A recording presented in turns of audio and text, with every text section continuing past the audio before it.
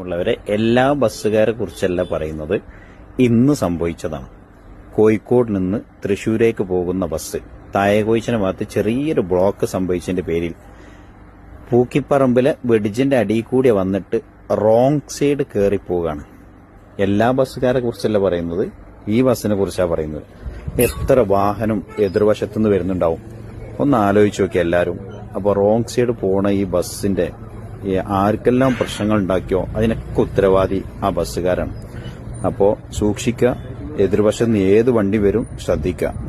നമ്മൾ പുതുതായി പണി കഴിപ്പിച്ചുകൊണ്ടിരിക്കുന്ന NH-66 ഈ റോഡിൽ ഭയങ്കരമായിട്ടുള്ള ട്രാഫിക് നിയമലംഘനങ്ങളാണ് നടന്നുകൊണ്ടിരിക്കുന്നത്. ഇപ്പം നമ്മൾ കണ്ട ഈ ഒരു വീഡിയോ അല്ല, ഇതുപോലെ ഒരുപാട് വീഡിയോസ് ഉണ്ട് ഇതിനെ അടിസ്ഥാനമാക്കിയാണ്. ജനങ്ങൾക്ക് അല്ലെങ്കിൽ വാഹനം ഓടിക്കുന്ന ആളുകൾക്ക് ട്രാഫിക്കിനെ കുറിച്ച് ഒരു ധാരണ ഇല്ല, ഒരു ട്രാഫിക് സംസ്കാരം നമുക്കില്ല. അത് വലിയൊരു പോരായ്മ തന്നെയാണ് എനിക്ക് തോന്നിയിട്ടുള്ളത്. കോഴിക്കോട്ടെ നിന്ന് തൃശ്ശൂർക്ക് പോകുന്ന ഒരു ബസ്സാണിത്. ഒരു ലിമിറ്റഡ് സ്റ്റോപ്പ് ആ ഒരു റൂട്ടിൽ ഓടുന്ന ബസ് പൊതുവായിട്ട് ലിമിറ്റഡ് സ്റ്റോപ്പ് ഫാസ്റ്റ് അത്തരം ആ ഒരു കാറ്റഗറിയിലുള്ള ബസ്സാണ്. ആ ബസ് താഴെ ബ്ലോക്ക് ആയത് കാരണം ഇപ്പുറത്തേക്ക് വന്നിട്ട് റോങ് സൈഡ് എടുത്തപ്പോൾ എത്രമാത്രം അപകടം അത് ഉണ്ടാക്കുന്നറിയും. എന്തുമാത്രം അപകടം നിങ്ങൾ ആ വീഡിയോ ശ്രദ്ധിച്ച് നോക്കിയാൽ നിങ്ങൾക്ക് കാണാൻ പറ്റും. ഒരു KSRTC അതിൻ്റെ മറ്റൊരു വശത്ത് കൂടെ വരുന്നുണ്ട്. അതായത് ശരിക്കുള്ള റോഡിലൂടെ KSRTC വരുന്നുണ്ട്. പക്ഷെ അവിടെ വെച്ചിട്ടാണ് ഇയാൾ റോങ് സൈഡ് എടുത്തിട്ട് പോകുന്നത്. എത്ര അപകടം ഉണ്ടാക്കാനുള്ള സാധ്യതയാണ്. മാത്രമല്ല ഇത് മുന്നോട്ട് പോകുന്നതോറും അവിടുന്ന് വാഹനങ്ങൾ ഇരച്ചു വാങ്ങി വരില്ലേ, അത് അപകട സാധ്യത കൂടുതൽ ചെയ്യുക. ഇത്തരം ഡ്രൈവർമാരുടെ ലൈസൻസ് ആജീവനാന്ത കാലം റദ്ദ് ചെയ്യണം. ഒരു ട്രാഫിക് സംസ്കാരം ജനങ്ങൾക്ക് പഠിപ്പിച്ചു കൊടുക്കണം. ഇപ്പോൾ സ്കൂളിലൊക്കെ നമുക്ക് ഉൾപ്പെടുത്താവുന്നതാണ്. സിലബസായിട്ട് ഇതൊരു വിഷയമായിട്ട് തന്നെ ഉൾപ്പെടുത്താവുന്നതാണ്. ട്രാഫിക് സംസ്കാരം ആളുകൾക്ക് തീരെയില്ല, പ്രത്യേകിച്ച് നമ്മുടെ നാട്ടിൽ. എന്തൊരു വൃത്തികേടാണ് ഈ കാണിക്കണേ. നമ്മൾ ഒരുപാട് കാലം കാത്തിരുന്ന് നമുക്ക് നല്ലൊരു ഹൈവേ കിട്ടണം, അവിടെ വെച്ച് ഇത്ര വൃത്തികേടുകൾ കാണിക്കാൻ നാണമില്ല ഇവർക്ക്. ഈ ബസ്സിൻ്റെ പെർമിറ്റ് റദ്ദ് ചെയ്യണമെന്നുള്ള അഭിപ്രായക്കാരനാണ് ഞാൻ. പെർമിറ്റ് റദ്ദ് ചെയ്തിട്ട് സർക്കാർ ബസ് പിടിച്ചെടുക്കണം. എന്തൊരു വയലേഷനാണ് ആ ഹൈവേയിൽ അവർ കാണിച്ചത്. ജനങ്ങളുടെ ജീവന്, സാധാരണക്കാരൻ്റെ ജീവന് ഒരു വിലയില്ലേ. നിങ്ങൾ നോക്ക് എന്താ നമ്മുടെ നാട്ടിൽ നടക്കുന്നത്. പണ്ട് കാർന്നവന്മാര് പറയാറില്ലേ, കുരങ്ങിന്റെ കയ്യിൽ പൂമാല കൊടുക്കരുതെന്ന്. അത് തന്നെയാ ഇപ്പൊ നമ്മൾ കാണുന്നത്. വേറൊന്നുമല്ല, NH-66 കാഴ്ചകളാണ്. ഈ കഴിഞ്ഞ ഇടയ്ക്ക് മംഗലാപുരത്ത് പോയപ്പോൾ ഒരുപാട് സ്ഥലത്ത് ഞാനിത് കണ്ടു. പക്ഷെ അന്നൊന്നും ഈ ഡിവൈഡറിനൊന്നും പൊളിച്ചിട്ടില്ല. അഥവാ റോങ് കയറി ഇടിച്ച് വണ്ടിക്ക് തകരാറാകാതിരിക്കാൻ വേണ്ടിയാണ് പ്ലാസ്റ്റിക് ഡിവൈഡർ വെക്കുന്നത്. അതും തൊലച്ചു. നിങ്ങൾക്ക് കാണാൻ പറ്റും, എൻട്രി ആവേണ്ട റോഡാണിത്. അതായത് ഹൈവേയിലേക്ക് കയറേണ്ട റോഡാണ്. അവിടെ നിന്നാണ് അവർ എക്സിറ്റ് ആവുന്നത്, ഹൈവേന്ന് തിരിച്ചിറങ്ങുന്നത് സർവീസ് റോഡിലേക്ക്. എങ്ങനെയുണ്ട്? ഒരു ബസ്സുകാരൻ ഇറങ്ങുമ്പോൾ ആ സർവീസ് റോഡിലേക്ക് വേറൊരു കാറ് വന്ന് നിൽക്കുന്നു. അതായത് യഥാർത്ഥത്തിൽ നിയമം പാലിച്ച് വരുന്നവർ റോഡിൽ കുടുങ്ങിയാണ്. ഇതിപ്പോൾ ഈ റോഡ് ഫുള്ളായിട്ട് ഓപ്പൺ ആയാൽ എന്തായിരിക്കും സ്ഥിതി? നോക്ക്, KSRTC പോകുന്ന നോക്ക് എങ്ങനെയാണ്. അതിനിടയിൽ ബൈക്കുകാർ, അത് പിന്നെ പറയേണ്ട കാര്യമില്ല. ബൈക്കിനും ഓട്ടോയ്ക്കൊന്നും ഈ ഹൈവേയിൽ കയറാനേ പാടില്ലെന്ന നിയമം. ഇത് ഹാപ്പി ലൈഫ് കേരള എന്നൊരു യൂട്യൂബ് ചാനലിൽ വന്ന ഒരു വീഡിയോ ആണ്. നിങ്ങൾ ശ്രദ്ധിച്ചില്ല, അതിൽ എക്സിറ്റ് ആവേണ്ട സ്ഥലത്ത് ബസ് എൻ്റർ ആവേണ്ട സ്ഥലത്ത് ബസ് എക്സിറ്റ് ആവുന്നു. എത്രമാത്രം അപകടമാണ്. നിങ്ങൾ ആ ബസ് എക്സിറ്റ് ആവുന്ന സ്ഥലത്ത് നോക്കിയാൽ അവിടെ ഒരു കാറ് കിടക്കുന്നുണ്ട്. വലിയൊരു അപകട സാധ്യതയല്ലേ അത്. ഇത്രയേറെ ഒരു ബോധമില്ലാത്ത ആൾക്ക്, ഡ്രൈവർമാരെ അല്ലെങ്കിൽ ഇത്തരം വാഹനം ഓടിക്കുന്നവരൊക്കെ ആയാൽ എന്താ ചെയ്യുക? ആളുകൾക്ക് തീരെ ബോധമില്ല. അതുപോലെ തന്നെ ഈ പുതിയ NH-ൽ 2 വീലറിനും ഓട്ടോറിക്ഷക്കും 3 വീലറിനും എൻട്രി ഇല്ല എന്നാണ്. പക്ഷെ അവരതിൽ സുഖമായിട്ട് പോകുന്നുണ്ട്. ഇത്ര ഹൈവേയിൽ കൂടെ പാസ് ചെയ്യുമ്പോഴുള്ള പ്രത്യേകത എന്താ വെച്ചാൽ ഭയങ്കര സ്പീഡിലായിരിക്കും വണ്ടി പോവുക. അപ്പോൾ ഒരു പക്ഷേ അത്ര തന്നെ സ്പീഡിൽ പോകാൻ സാധിക്കാത്ത 3 വീലറിനും 2 വീലറിനും ചിലപ്പോൾ ഈ 4 വീലറിൽ ചീറിപ്പാഞ്ഞ് പോകുന്ന ഒരാൾക്ക് ശ്രദ്ധിക്കാൻ കഴിഞ്ഞില്ല. അപകട സാധ്യത അതുകൊണ്ട് കൂടെയുള്ളൂ.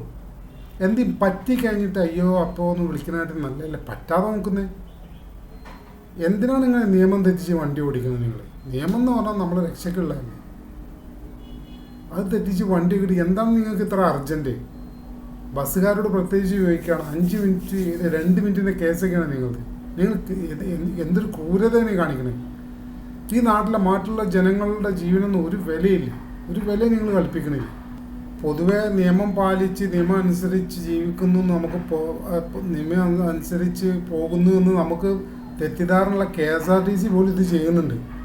ഇത്തരം ഡ്രൈവർമാരെ ആജീവനാന്ത സസ്പെൻഷനല്ല സർവീസിന് ഡിസ്മിസ് ചെയ്ത് പറഞ്ഞേക്കണം. സമൂഹത്തിന് ഇത്രയേറെ ദ്രോഹം ചെയ്യുന്ന ആളുകൾ എന്തിനാണ് നമുക്ക്? ഇവിടെ ഇഷ്ടംപോലെ വേറെ ആളുകളില്ലേ? റിക്രൂട്ട് ചെയ്ത ആളെ കിട്ടാനാണോ നമ്മുടെ നാട്ടിൽ പണി?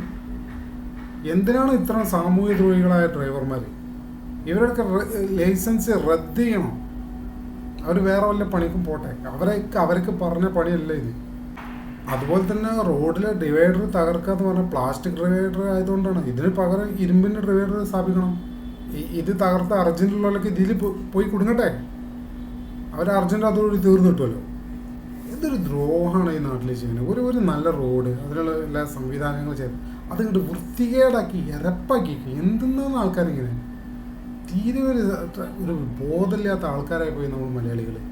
പക്ഷേ ഇവിടെ ഈ മലപ്പുറം റീച്ചിൽ ഇപ്പം ഞാൻ കണ്ട ഒരു സംഭവം തരം, ഏറ്റവും കൂടുതൽ ട്യൂബുലർ മാർക്കറുണ്ട് നമ്മളെ സർവീസ് റോഡിൻ്റെ അവിടെ എക്സിറ്റ് എൻട്രി വരുമ്പം അവിടെ വെക്കുന്ന സംഭവമുണ്ട്. അത് ഏറ്റവും കൂടുതൽ തകർത്തിരിക്കുന്നത് മലപ്പുറത്താട്ടോ. കാസർഗോഡ് ജില്ലയിൽ അങ്ങനെ കാര്യമായിട്ടൊന്നുമില്ല, അതുപോലെ തന്നെ വേറെ സ്ഥലത്തും കണ്ട. പക്ഷേ ഏറ്റവും കൂടുതൽ കണ്ട ഭാഗങ്ങൾ എന്ന് പറഞ്ഞു കഴിഞ്ഞാൽ രാമനാട്ടുകര മുതൽ നമ്മളെ എന്താ പറയുക കുറ്റിപ്പുറം പാലം വരെയാണ് ഏറ്റവും കൂടുതൽ ഇതുപോലുള്ള ട്യൂബുലർ മാർക്കർ തകർത്ത് കണ്ടത്. അതിലേറ്റവും കൂടുതൽ തകർത്ത് കണ്ടിരിക്കുന്നത് നമ്മളെ എന്താ പറയുക വളാഞ്ചേരിക്കിപ്പുറം എന്ന് വെച്ച് കഴിഞ്ഞാൽ രാമനാട്ടുകരേൻ്റെയും അതുപോലെ തന്നെ നമ്മുടെ കൂരിയാട് കക്കാട് ഭാഗം മുതൽ കോട്ടയ്ക്കൽ വരെയാണ് ഏറ്റവും കൂടുതൽ തകർത്തത്. ഇത് നിഷാദ് പടിഞ്ഞാറ്റുമുറി എന്ന് പറയുന്ന ഒരു യൂട്യൂബറുടെ വീഡിയോ ആണ് നമ്മളിപ്പോൾ കണ്ടത്.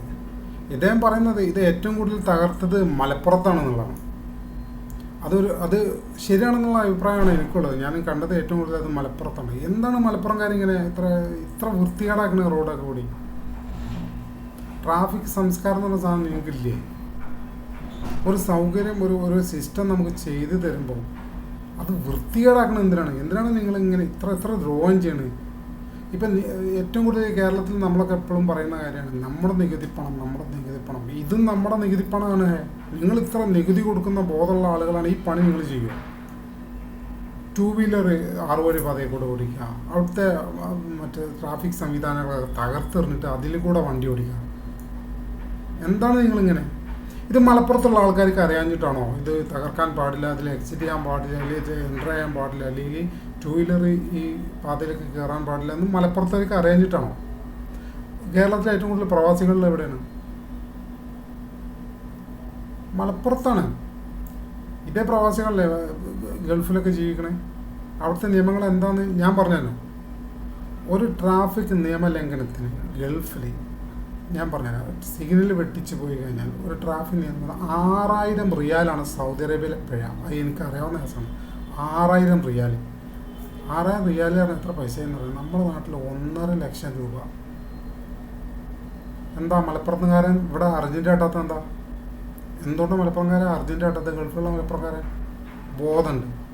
ഈ 6000 റിയാൽ അവന് കൊടുത്ത് വിടണമെങ്കിൽ ഏറ്റവും ചുരുങ്ങിയത് അവൻ്റെ ഫുഡിൽ, ക്ലോത്തിൽ, മറ്റുള്ള ആക്ടിവിറ്റീസിലൊക്കെ മാക്സിമം കോംപ്രമൈസ് ചെയ്താൽ മിനിമം 6 മാസം എടുക്കും. 6 മാസം അയാളവിടെ വെറുതെ ജോലി ചെയ്യേണ്ടി. ഇവിടെ ഇപ്പം നമ്മുടെ നാട്ടിൽ കൂടിപ്പോയ 500 രൂപ ഫൈന്, അല്ലെങ്കിൽ കൂടിപ്പോയ 1000 രൂപ ഫൈന്, ഇതല്ലേ ഉള്ളൂ അല്ലേ? ഈ സൗകര്യം കൊണ്ടാവും ഇങ്ങനെ ചെയ്യണല്ലേ?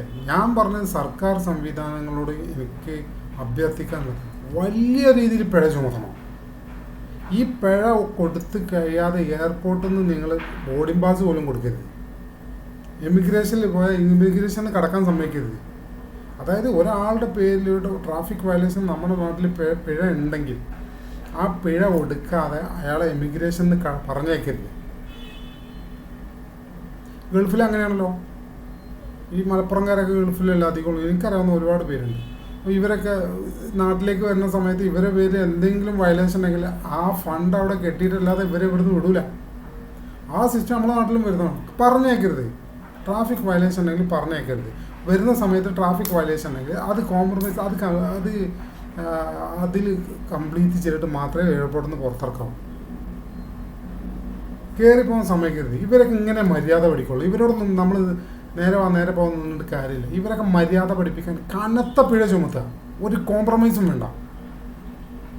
ഇത്തരം കടുത്ത വയലേഷനൊക്കെ മിനിമം 1 ലക്ഷം രൂപ ചുമത്തുക. അത് ആ ഫണ്ട് കെട്ടിയിട്ട് മതി പിന്നെ അവൻ വണ്ടി എടുക്കല്, അല്ലെങ്കിൽ അവൻ എയർപോർട്ടിൽ നിന്ന് കയറിപ്പോലെ ആ ഫണ്ട് കെട്ടിയിട്ട് മതി, അല്ലെങ്കിൽ അവൻ പോണ്ട. എന്താണ് ഈ നാട്ടിൽ എന്ത് ഇവർക്ക് ഒരു സൗകര്യം നമ്മൾ ചെയ്തത്? ഒരു എത്ര നാട്ടിൽ എത്ര വിദേശികൾ നമ്മുടെ നാട്ടിൽ വരുന്നതാണ്. ഇപ്പം ഈ പറഞ്ഞ കോട്ടക്കലൊക്കെ എന്നൊക്കെ പറഞ്ഞ ആര്യവൈദ്യശാലയും കാര്യങ്ങളും എത്ര വിദേശികൾ, അവരൊക്കെ ഇത് കാണൂലേ?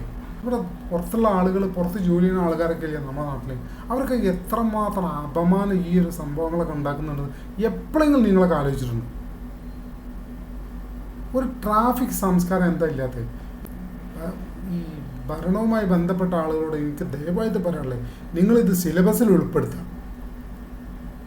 ഇപ്പോഴുള്ള ആളുകളോ അങ്ങനെ പോട്ടെ, ഇനി വരുന്ന തലമുറയെങ്കിലും ഇതൊക്കെ ഒന്ന് പഠിച്ച് ലെവലാക്കട്ടെ. ഇപ്പോഴുള്ള ആളുകളെ നേരാക്കാൻ ഒരൊറ്റ മാർഗ്ഗമുള്ളൂ, കനത്ത പിഴ. ഏറ്റവും വലിയ വയലേഷന് 1.5 ലക്ഷം 2 ലക്ഷം പിഴ. താരതമ്യേന വയലേഷനിൽ കുറവാണെങ്കിൽ ഏറ്റവും കുറഞ്ഞ 50,000 രൂപ പിഴ ഈടാക്കിയിട്ട് വിടാൻ പാടുള്ളൂ ഇവിടുന്ന്. എയർപോർട്ടിൽ ഇപ്പം ആരെങ്കിലും ഗൾഫിൽ നിന്നൊക്കെ വന്ന് ലീവിന് വന്ന് ഇത്രയും വയലേഷൻ നടത്തി അവന് കയറിപ്പോകാൻ കഴിയരുത്. ഈ പൈസ കെട്ടിയിട്ട് കയറിപ്പോകാൻ നിങ്ങൾ സമ്മതിക്കാവുള്ളൂ. എല്ലായിടത്തും അങ്ങനെയാണ്. എങ്ങനെ നന്നാവാനാണ്? ക്യാമറ വെച്ചതിന് കൊടി പിടിച്ച് സമരം ചെയ്ത നാടാണ് നമ്മുടെ കേരളം. മനസ്സിലായോ? എത്രത്തോളം വിവരമുണ്ട് ആളുകൾക്ക്. ക്യാമറ ഒക്കെ ഇന്ന് എവിടെ ഇല്ലാത്തത്? കേരളത്തിൽ വരുന്നതിൻ്റെ എത്രയോ മുന്നേ ഗൾഫ് നാടുകളിൽ, യൂറോപ്പിൽ, അമേരിക്കയിലൊക്കെ ഇതുണ്ട്. ഈ കേരളത്തിൽ ഇത് വെച്ചാൽ അതിന് സമരം ചെയ്ത ആളുകളുടെ നാടാണ് നമ്മുടെ നാട്. എത്ര വിവരം കെട്ടാൻ പറയുന്നൊക്കെ നമ്മളെ രാഷ്ട്രീയക്കാർ പോലും. ഞാൻ ഏതെങ്കിലും പാർട്ടീനെ അടുത്തല്ല പറയണത്. ഇതിപ്പം ഭരിക്കുന്നത് മറ്റേ പാർട്ടിയാണെങ്കിൽ ഇങ്ങനെ പാർട്ടിക്കാർ ഇത് ചെയ്യും, ഈ സമരം ചെയ്യും. ഒരു പാർട്ടിയും ഇവിടെ നല്ലതല്ല. അപ്പോൾ എനിക്ക് ദയവായി ഭരിക്കുന്ന ആളുകളോട്, അല്ലെങ്കിൽ ഇനി ഭരിക്കാൻ പോണ ആളുകളോട്, ഭരിക്കാൻ സാധ്യതയുള്ള ആളുകളോട് എന്താ പറയാനുള്ളത്? കനത്ത പിഴ ചുമത്തുക. ട്രാഫിക് വയലേഷന് കനത്ത പിഴ ചുമത്തുക. കനത്ത പിഴ എന്ന് പറഞ്ഞാൽ ഏറ്റവും വലിയ ട്രാഫിക് വയലേഷന് ഏറ്റവും ചുരുങ്ങിയത് 2 ലക്ഷം രൂപയെങ്കിലും ചുമത്താം. അതിൻ്റെ തോതനുസരിച്ച് കുറയാം. ഏറ്റവും ചുരുങ്ങിയത് 25,000 രൂപ വേണം. മര്യാദയ്ക്ക് യുവന്മാരൊക്കെ ഡ്രൈവിങ്ങും സംസ്കാരം പഠിക്കും 1 മാസം കൊണ്ട്. അല്ലെങ്കിൽ നിങ്ങളിതിൽ ഏതെങ്കിലും രീതിയിൽ കോംപ്രമൈസ് ചെയ്താൽ ഈ റോഡിൽ നമ്മൾ കാണാൻ പോകുന്നത് മരണങ്ങളായിരിക്കും, അപകട മരണങ്ങളായിരിക്കും. ഈ ഹൈവേയിൽ നമ്മൾ കാണാൻ പോകുന്നത് അപകട മരണം എന്ന് പറഞ്ഞാൽ വലിയ വില കൊടുക്കേണ്ടി വരും അതിനൊക്കെ. അതൊക്കെ ഉണ്ടാവുന്നതിന് മുന്നേ ദയവായി ബന്ധപ്പെട്ടവർ ഇതുമായി നടപടി സ്വീകരിക്കുക. ഹൈവേയിൽ ഉടനീളം ക്യാമറകൾ സ്ഥാപിക്കുക. എന്തെങ്കിലും ചെറിയ വയലേഷൻ കണ്ടാൽ പോലും കനത്ത പിഴ ചുമത്തുക, അല്ലാതെ രക്ഷയില്ല. മറ്റൊരു വീഡിയോ റിയാക്ഷനുമായി മറ്റൊരു ദിവസം കാണാം.